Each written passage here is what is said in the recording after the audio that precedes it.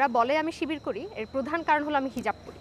তো একজন মুসলিম নারী হিসেবে আমার মনে হয় এটা খুব স্বাভাবিক একটা ব্যাপার। আমি ক্লাস 3 থেকে হিজাব করি। তো এটার জন্য আমাকে শিবির বলাটা উচিত না। আমি নির্বাচনের সময় আমাকে বিভিন্ন প্যানেল থেকে আমাকে আহ্বান করেছিল তাদের সাথে নির্বাচন করার জন্য। আমি সেখানে যাইনি কারণ এইসব বিভিন্ন রাজনৈতিক দলের মতাদর্শের সাথে আমার মতাদর্শ মেলে না। তো আমি যদি শিবিরের ট্যাগ বা শিবির আমি যদি করতামই তাহলে তো আমি শিবিরের প্যানেল থেকে নির্বাচন করতাম। অনেকে আবার বলে থাকে আমি যদি শিবিরে দাঁড়াতাম আমি হয়তো আরও বেশি ভোট পেতাম। কিন্তু আমি সেটা চাইনি। আমি চেয়েছি ব্যক্তি মানুষ হিসেবে মানুষ আমাকে ভোট দিবে, কোনো প্যানেল দেখে না।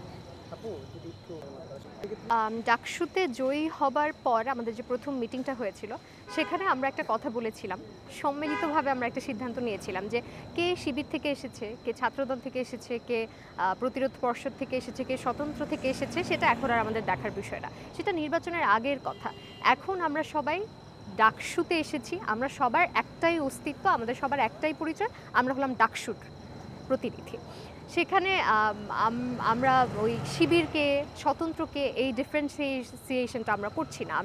আমরা যখন কাজ করছি আমরা সবাই মিলেমিশেই করছি এবং এখনও পর্যন্ত যারা শিবির আছেন বা আপনি অন্য যে কোনো দলের কথা বলেন তাদের কাছ থেকে আমরা কোনো বাদিক ভাই ফরহাদ ভাই খুবই ভদ্র মানুষ, তারা খুবই কি বলবো নাইস, অনেক কি বলবো সফট স্পোকেন এবং কোনো আমাদের উপর কিছু চাপিয়ে দেওয়ার মতন তারা করছে। চাপিয়ে যেটা দেওয়া যায় সেটা হলো যে তুমি ওই কাজটা কেন করো না, এটা করতে হবে, এটা তাড়াতাড়ি করে আনো। হ্যাঁ, যেটা হয়তো একটা নারীদের অধিকার আদায়ের ব্যাপারে বা এই ধরনের, কিন্তু শিবিরের আইডিওলজি যেটা আমরা মনে করে থাকি ও ধরনের কিছু আমাদের উপর চাপানো হচ্ছে না।